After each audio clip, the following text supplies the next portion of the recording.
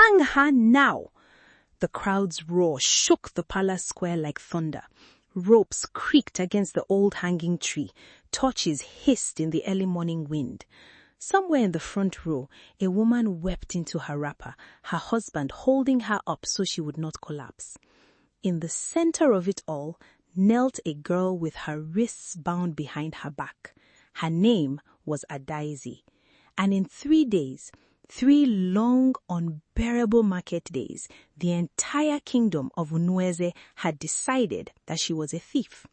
She had stolen nothing, not a cowrie, not a yam, not a single bead. Yet there she knelt, moments from the executioner's rope, while the 2 people she once called sisters stood safely in the crowd, saying nothing. The executioner raised his staff. The king lifted his hand to give the final word, and then, without warning, the wind died. Every torch in the square bent sideways and went out at once, as though an invisible hand had passed over them. Somewhere behind the crowd, a woman began to hum, slow, familiar, a lullaby half the village recognized, though none of them could explain why the sound made their blood run cold. Because the woman who used to sing that lullaby was buried 4 years ago. What happened next? No elder in Unueze could ever fully explain, even decades later, telling it to their grandchildren beneath the moon.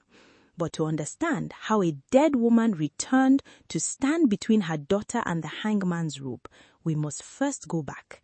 Back before the accusation, back before the tears, back to a time when there was only a mother's love, a daughter's laughter, and a friendship everyone believed would last forever. Before we go back, subscribe to T's Tales by Moonlight because you will not want to miss how this story ends. In the kingdom of Unueze, nestled between the Idimili River and a stretch of red earth farmland, the people believed something simple but secret. The dead never truly leave. They believed a mother's love followed her children even into the spirit world, and that ancestors watched every injustice committed against their blood. A mother's eyes never close, the elders likes to see, not even in the grave. Among the people of Unueze lived a poor farmer named Uzo and his wife Nneka. Nneka was known throughout the village for 2 things: a singing voice so gentle it could quiet a crying infant, and a devotion to her only daughter that bordered on legend. That daughter's name was Adaeze, meaning the daughter of a king. Uzo chose the name the night she was born, though at the time it made no sense to anyone. They were poor. Uzo tilled another man's land for a small share of yams.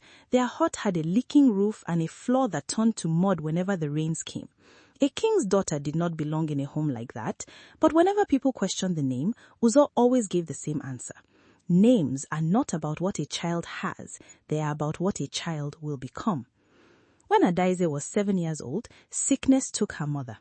It came slowly, the way sorrow often does, stealing Nneka's strength month by month, until one night she called her daughter to her side, pressed a woven bracelet of red and black threads into her palm, and whispered words Adaeze would carry for the rest of her life. "Wherever I go, my daughter, I will never truly leave you. When you are in danger, listen for my voice." Then she closed her eyes and she did not open them again. The village mourned for many days. Uzo never remarried. He simply worked harder, loved his daughter more fiercely, and taught her the same gentleness her mother had shown her. Adaeze grew into a young woman known for 2 things: her mother's golden voice and a heart far too kind for a world that did not always deserve it. Despite her family's poverty, she shared whatever little she had: a handful of roasted groundnuts, a portion of cocoyam, a kind word for elders others ignored. Her closest companions were her cousin Chiamaka and her best friend Ifeoma. Chiamaka was Nneka's sister's daughter, raised in a household far wealthier than Adaeze's. Her father was a successful palm oil trader, and their compound held 3 barns where Adaeze's held 1 crumbling hut. Ifeoma's family sat somewhere in between the 2, comfortable but never truly rich. The 3 girls had grown up inseparable, fetching water together, weaving baskets together, sitting beneath the same udala tree to share secrets no one else knew. For a long time, nothing troubled their friendship. Not poverty, not wealth, not even envy, or so it seemed. The first crack appeared quietly, the way most cracks do. It began with singing. Whenever the girls gathered at the stream, Adaeze often hummed the songs her mother used to sing while working, songs with no fixed name, songs that seemed to rise from somewhere deeper than memory. Other women stopped their washing to listen. Children abandoned their games to gather closer.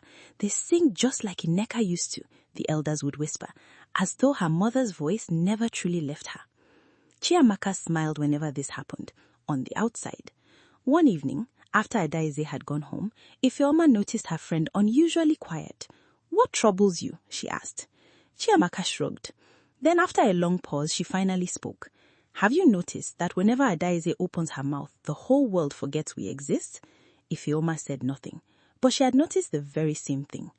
And that was how envy entered their friendship.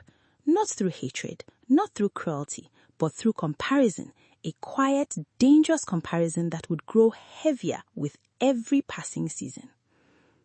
Every year, as the yam harvest approached, Unueze held its most sacred celebration, the festival of Idimili, in honor of the river goddess who protected the kingdom's waters and crops. Tradition said Idimili loved music above all, and so every festival ended with a singing contest. The maiden whose voice pleased the river goddess and the crowd would sing before the king and his son, Prince Ekwueme, whose name meant one who keeps his word, and receive a royal blessing.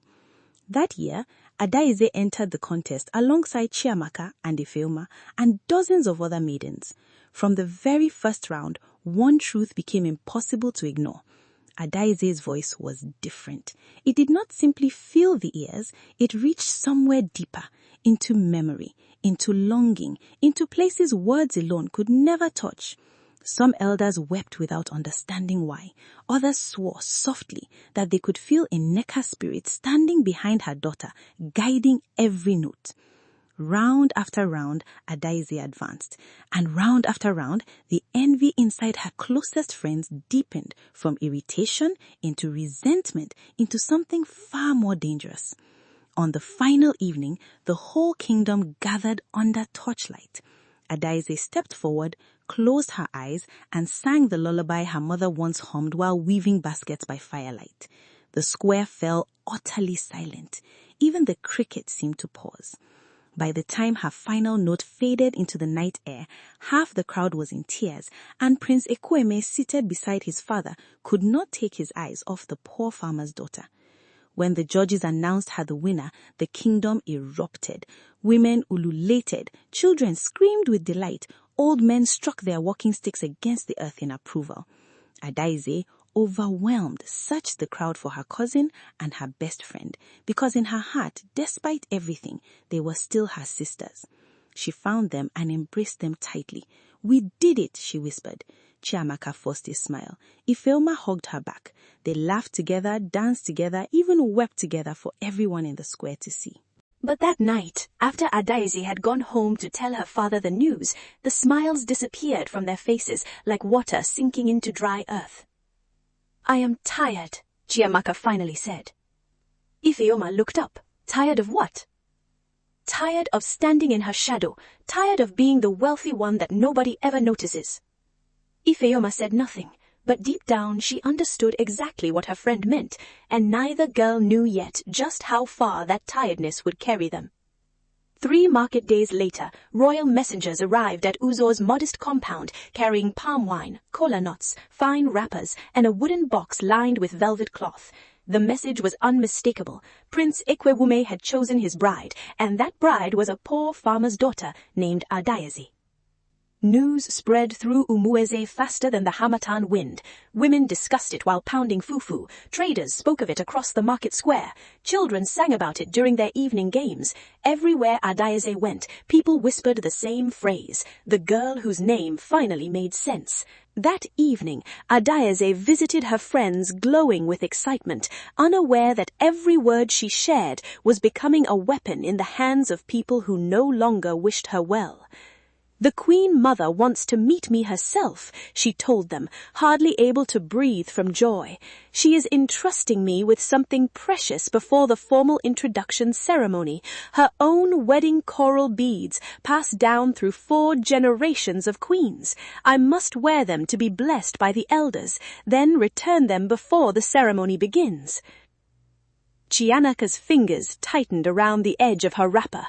Beads worn by 4 generations of queens, beads that would one day soon sit around the neck of a girl who grew up eating from cracked clay bowls.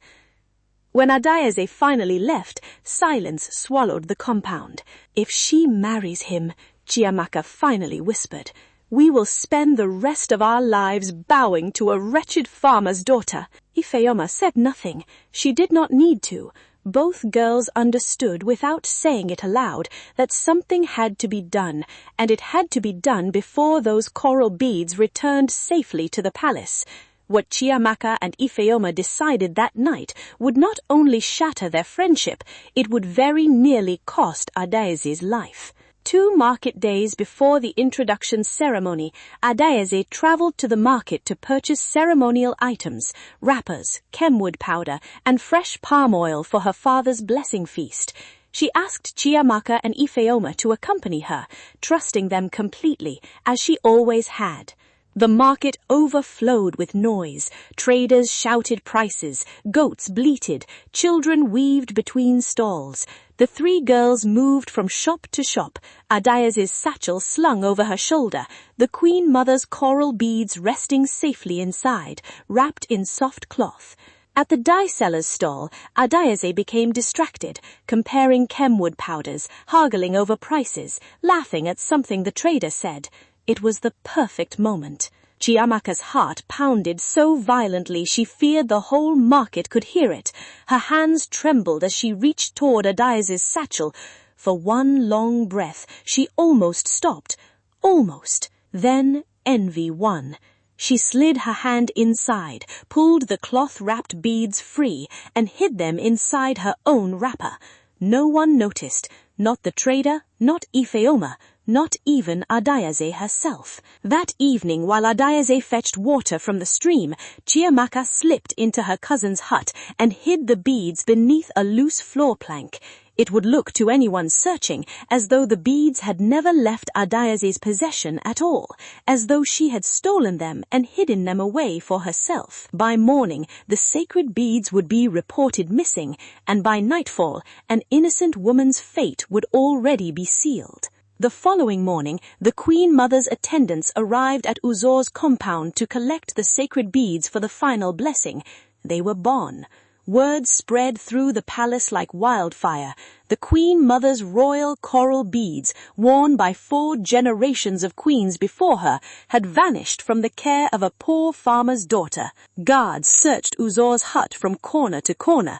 Beneath the very plank Chiamaka had chosen, they found the missing beads, wrapped exactly as they had been the day Adaeze first received them. The marketplace fell into chaos. By nightfall, half the kingdom had already convicted her in their hearts. She was never truly one of us, some whispered. Poverty makes people desperate, others said, shaking their heads. A pretty face and a golden voice often hide something rotten underneath. Adaeze was dragged before the king, wrists bound, unable to understand how the sacred beads had ended up buried beneath her own floor. "Did you steal the Queen Mother's beads?" the king demanded. "No, your majesty, I would never." "Then explain how they came to be hidden in your own home." Adaeze opened her mouth. No answer came, because she had none. She simply did not know. According to the ancient laws of Umueze, theft of royal property carried only one punishment, death by hanging, to be carried out after 3 market days. The crowd gasped. Uzor collapsed to his knees, weeping. And somewhere in the crowd, Chiamaka and Ifeoma stood frozen, watching the consequences of their envy unfold, too afraid to speak a single word. Prince Ekwueme stepped forward before the king could finish. "Further, I ask for time. Something about this does not sit right in my spirit." The king studied his son for a long moment, then finally nodded. 3 market days, no more. 3 market days was all the time left in the world to save an innocent woman's life. If you're already on the edge of your seat, drop a comment telling us where you're watching from, and make sure you've liked this video before we find out if the prince makes it in time. That night, Prince Ekwueme visited the palace prison alone. The guards stepped aside without question. Inside her cell, Adaeze sat curled against the cold stone wall, her mother's woven bracelet still tied around her wrist, the only comfort she had left in the world. "Do you believe I stole those beads?" Adaeze whispered. "No," the prince answered instantly, without a flicker of doubt, "and I will find whoever did, even if it costs me every hour I have left." The next morning the search began. Prince Ekwueme questioned traders, market women, palace guards, anyone who might have seen something unusual on the day the beads disappeared. Nothing. The second day he searched further, visiting compounds, questioning children who often noticed things adults overlooked. Still nothing. That same night, Ifeoma rose from her mat, walked halfway to Uzo's compound, and stopped, fear dragging her back inside before a single word left her mouth. Meanwhile, Uzo stopped tilling his fields entirely. He sat outside his crumbling hut from sunrise to sunset, staring at nothing, his daughter's laughter echoing through his memory like a wound that refused to close. Neighbors who once greeted him warmly now crossed to the other side of the road. No one wished to be associated with a thief's family. The 3rd market day arrived before anyone felt ready for it, and still no answer had been found. Before sunrise on the 3rd market day, the people of Umueze gathered in the palace square. The hanging tree stood at its center, ancient, silent, waiting, exactly as it had waited for every execution before this one. Adaeze was brought forward, wrists bound, face pale but strangely composed. Her father's wails rose above the murmuring crowd. Prince Ekwueme stood beside his father, jaw clenched, hands trembling with a defeat he had never known before. 3 market days had passed, and the truth remained buried as deeply as the beads had been themselves. The executioner stepped forward. The crowd's chanting rose. "Hang her now!" The king lifted his hand to deliver the final word, and then the wind died. Every torch bent sideways and extinguished at once, as though some invisible hand had swept across the square.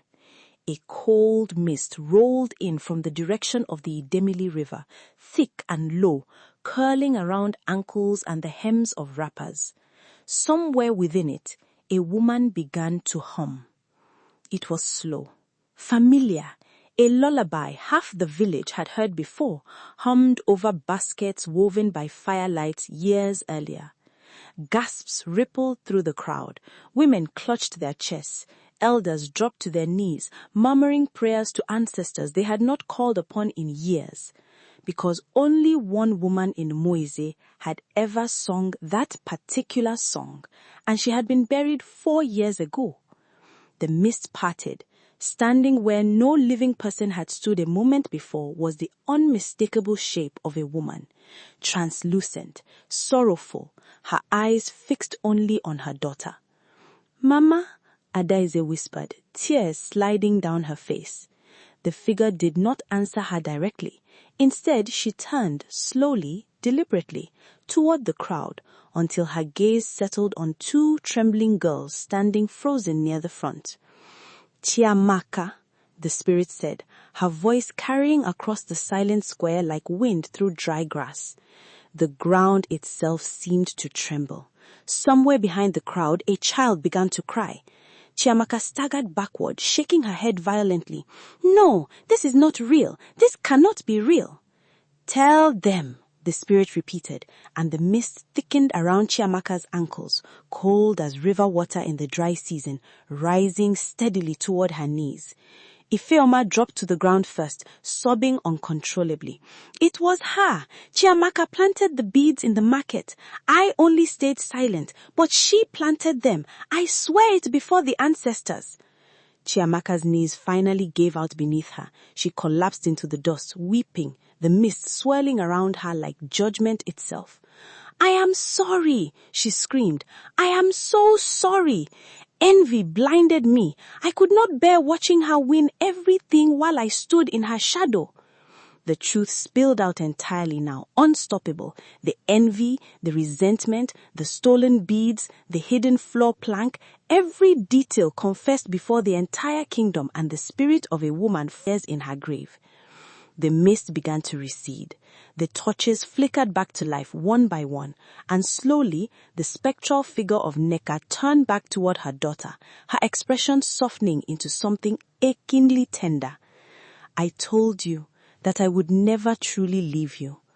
Adaeze wept, reaching toward her mother's fading outline, though her bound wrists prevented her from moving far. "Mama, please don't go again." "My work here is finished, my daughter. Live well, live fully, and remember, kindness is never wasted, even when it feels that way." And with that, the mist thinned into nothing, carrying the spirit of Nneka back to wherever the dead truly rest. The king, shaken but resolute, rose from his throne. He ordered Adaeze's bindings cut immediately. Then he turned toward Chiamaka and Ifeoma, both still collapsed in the dust. "You conspired to send an innocent woman to death. The punishment for such treachery is death."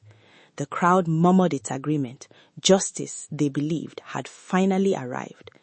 But before the king could continue, Adaeze stepped forward, rubbing the raw marks left by her bindings. "Please, your majesty, spare them." The entire square fell into stunned silence. Even the king appeared caught off guard. "They tried to kill you," he said slowly. "I know," Adaeze answered, her voice steady despite everything. "But I have already lost my mother once.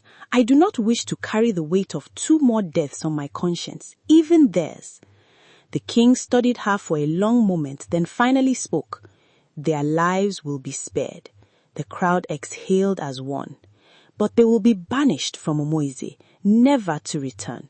Chiamaka and Ifeoma wept, not from relief but from shame, because the very woman they had tried to destroy had just saved their lives for the second time that morning. 7 days later, Prince Ekwueme returned to Uzo's compound once again, carrying palm wine, kola nuts, and fine wrappers, this time with the Queen Mother's coral beads resting safely around Adaeze's neck, exactly where they belonged. The wedding celebrations lasted 7 market days. Drums echoed across the Moise from dawn until deep into the night. For the first time in many seasons, the kingdom celebrated without a single shadow of sorrow hanging over it. Years later, the old king joined his ancestors, and Prince Ekwueme was crowned in his place. Beside him sat Queen Adaeze, the farmer's daughter, the girl whose name had once made no sense to anyone and who now wore it exactly as her father had always believed she would. Together, they ruled with a fairness the kingdom had rarely known. Among their earliest decrees was a new law. No one could be sentenced to death on evidence alone without a full investigation. No innocent person, the new queen insisted, should ever kneel beneath the hanging tree for another's jealousy. And as for Chiamaka and Ifeoma, life in their new villages carried its own quiet punishment. Neither found the peace they had hoped envy would bring. Both spent the rest of their lives remembering the friendship they had destroyed, chasing a happiness that was never truly theirs. And so, my friends, remember this. Envy is a fire that burns its owner first. A mother's love, meanwhile, answers to no boundary, not distance, not silence, and certainly not death itself. For truth, however deeply buried, will always rise to the top, and a good heart, tested by the cruelest hands, will always shine brighter in the end. If this story moved you, make sure to like this video, subscribe to Tea's Tales by Moonlight, and turn on the notification bell so you never miss another powerful African folktale filled with wisdom, culture, and life lessons. And before you go, tell us in the comments, if you were Adaeze, would you have forgiven Chiamaka and Ifeoma the way she did, or would you have let the ancestors decide their fate?